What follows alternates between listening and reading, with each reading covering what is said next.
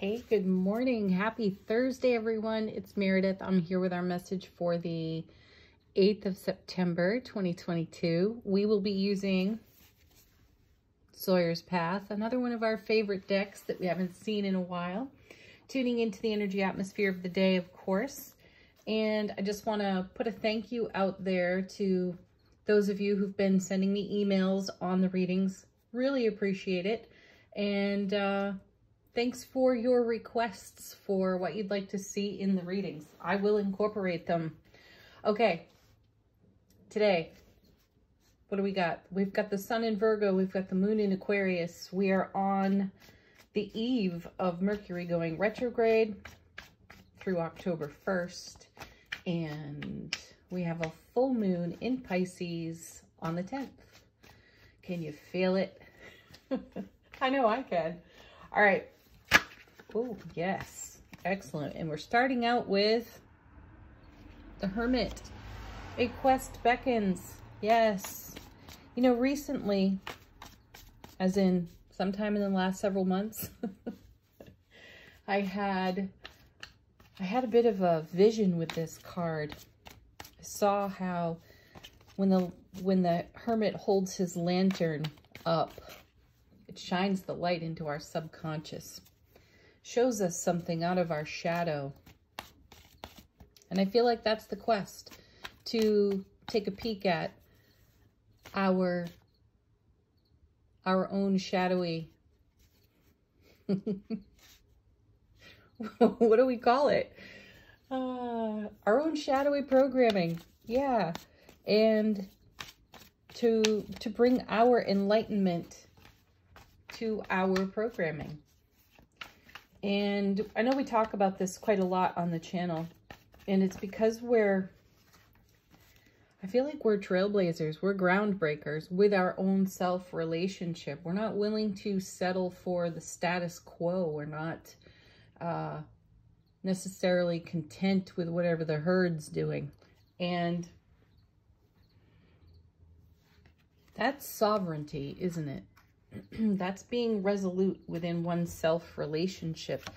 And so many people speak on the Hermit as being a solitary figure, as in one must be solitary, alone, and separate. And how is that even possible? Because we're not separate from anything. We are exquisitely connected to the divine all.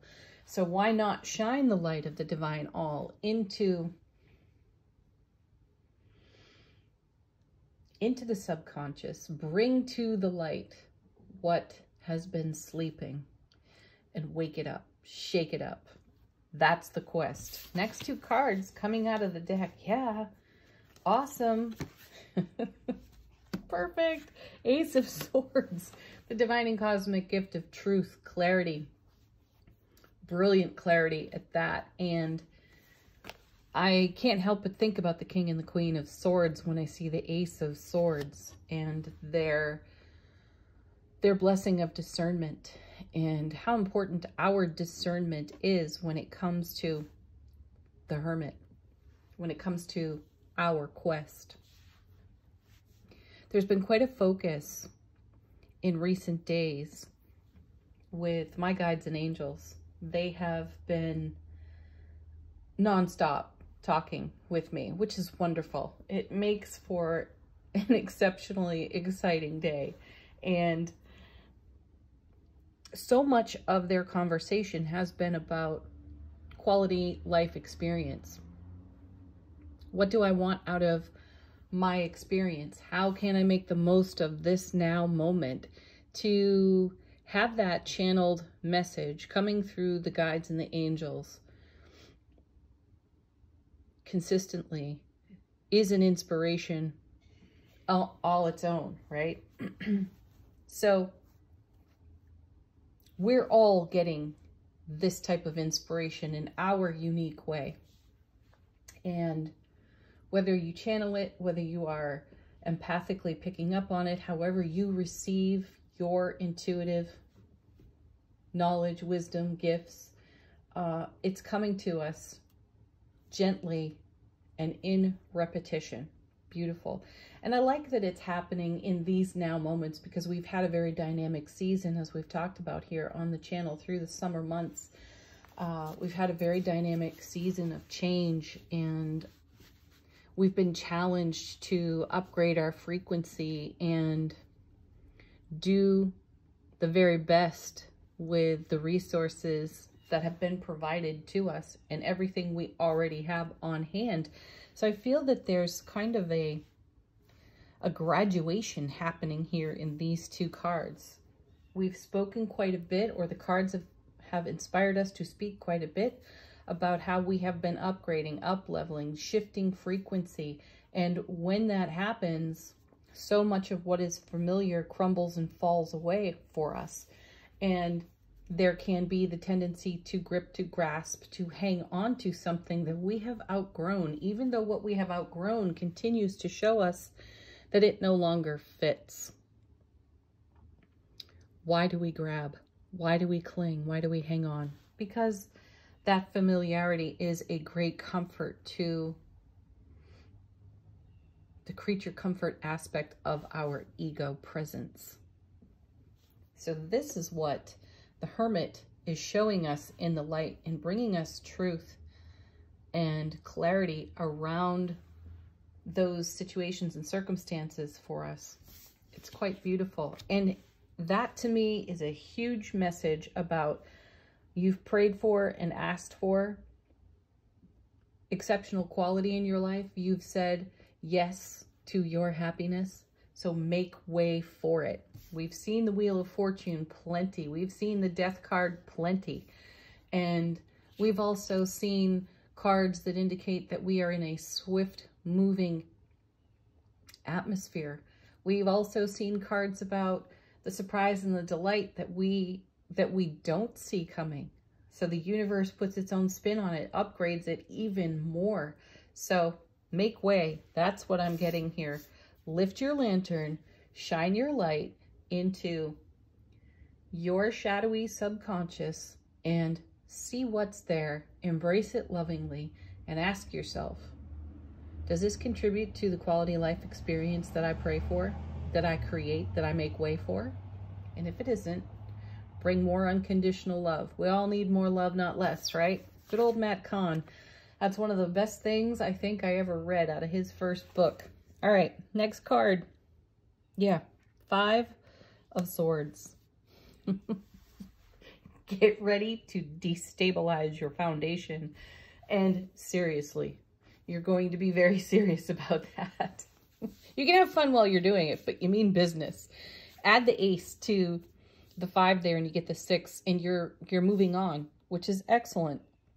Now, the 5 of Swords is one of those sharp, pointy cards, and that's what we might encounter when we lift our lantern like the Hermit and we stare into what is not contributing to our quality life experience, though has been a great comfort to our ego. It can feel like the destabilization on that 5 of Swords. It gets radically uncomfortable quickly. Let's see what comes next.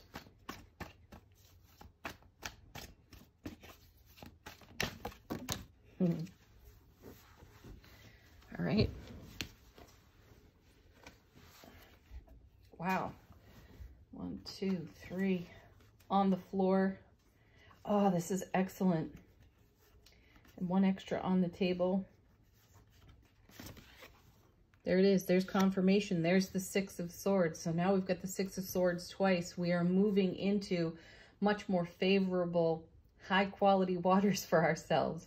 And this card does come with the message of leaving something behind us that does not serve us, though it feels bittersweet. So be prepared for the bittersweet. We've seen the 4 of Swords show up in the readings at least twice this week. Maybe it's been here all 3 days, Monday, Tuesday, and Wednesday. But the 4 of Swords has been around, and that card has been about rest, relaxation, grace, and ease, and most of all, preparation. Be prepared to face the bittersweet. And I feel that is what the Hermit is drawing our attention to, and that is the destabilized energy that we see, witness, feel on the Five of Swords. So Six of Swords, momentum, we're moving, yes. And here comes another six in the Six of Wands. There's victory, there's success, there is fulfillment here. There's a homecoming to our heart space. So also keep in mind this idea of more love, not less. Whenever something flows away, fill the space with love. Then we have, gosh, look at this. We are heavy with the swords here. The Seven of Swords. So to keep what is comfortable and familiar, though not in service, is to rob ourselves of joy, to rob ourselves of the opportunity for heaven on earth. And that's really what we're in creation for and with, isn't it? We talk about this so frequently. We've seen a lot of the sevens as well. Our quality life experience is our version of heaven on earth. So this is why the quest that's beckoning has us taking a look at any rubble left over from a tower coming down. We saw the tower plenty for a while there, and we had quite a hand in taking the tower down because we do not want to be robbed of our joy, because we don't want any walls, barriers, or obstacles between ourselves and the quality life experience that we manifest, dream, and pray for. And then we have the world coming back around again. I believe it was in yesterday's reading. This is fulfillment. So these cards absolutely are encouraging us to keep our eye on quality experience and fulfillment. This is reward of our investment on the World card. It is the last card in the major arcana before it resets to the Fool. So maintain an open mind, maintain or have a willingness to not surrender to attachment that would comfort the ego. From the bottom of the deck, how the universe is assisting us in the energy atmosphere today. Our first card is the Lovers. Beautiful decision making. Here again, we're back to unity. We're choosing. Look at the sun's energy shining in on shining in on the Lovers here. And I love that it's placed right underneath the Sun card in the reading. Oh, and I want to comment, yesterday in the reading, we had the Four of Cups. It was over here. And I noticed when I was cleaning up the cards that it looked like the water pouring out of the Aquarius card was pouring into the fourth cup on the Four of Cups. So go back and check that reading out. Take a look at all the artwork. It was really a great combo. Next, oh gosh, yes, perfect. Here we go. Here's the Wheel of Fortune, the divine delivery system. See, choose your way, decide your way through following your heart, living from the heart space into the Wheel of Fortune, into the alignment with your destiny. And that is all about fulfillment, all about quality life experience. And then we have, gosh, how amazing is this? The Four of Swords comes around again. So here we go again with maintaining our attitude of grace, ease, peace, relaxation, all of that energy, occupying that space, holding that space in self-relationship allows this dynamic flow that's unfolding right here in front of us, rippling right through our sphere of influence. It allows us to stay in receptivity, to receive the very things that we have made way for on our foundation. The universe is delivering it, and it's delivering it in a truckload of love. So yes, emphatically yes. Okay, angel answers. Ask a question, receive confirmation of what's already here on the table, or receive a message unique to you from your guides and angels. Our first card is abundance. That message has come on repeat for us this week as well. There is an abundance of the divine delivery system in action we're receiving the abundance. We're receiving our own harvest of goodness, of happiness. Here we go. Next, another repeat. I think this was in yesterday's reading. One of our favorites, big happy changes. Our happiness has been driving this entire show, this entire life experience for us. How beautiful. I love these confirmations. I love the consistency of the messages because that provides a quality experience for us as well. And it encourages us to have even greater faith in our intuitive gifts, the messages that we receive.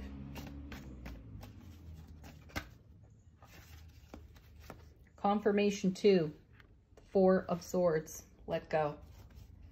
No clinging, no grasping. And where you discover that you are doing that, kindness, unconditional loving kindness with the self. No judgment, no harsh words.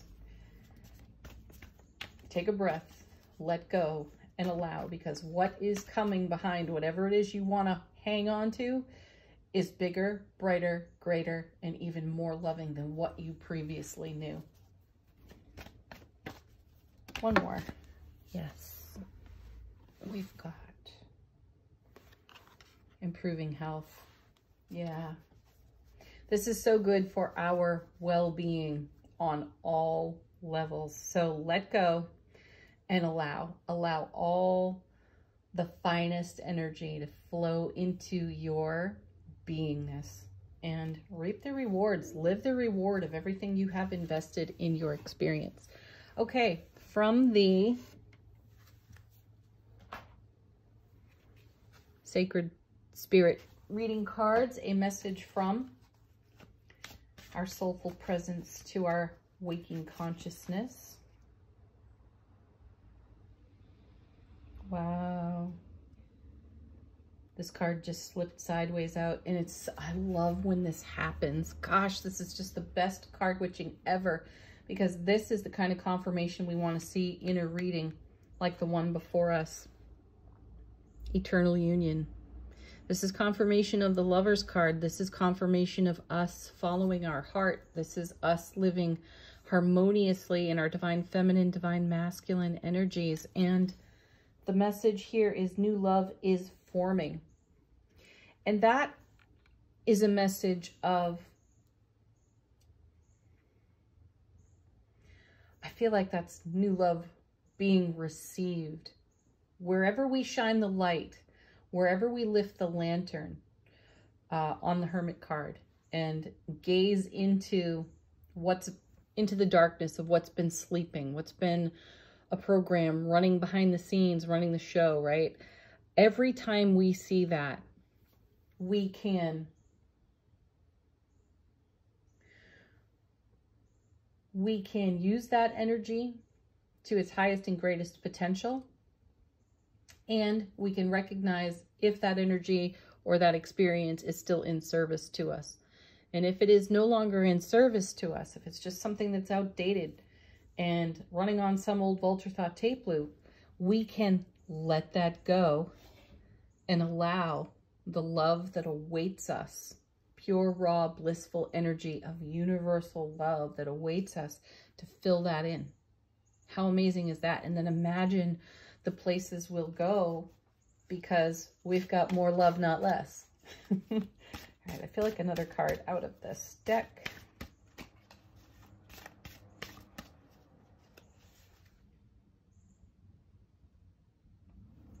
Yeah. Another great confirmation card. Light codes. Travel awaits you. And that's the inner journey.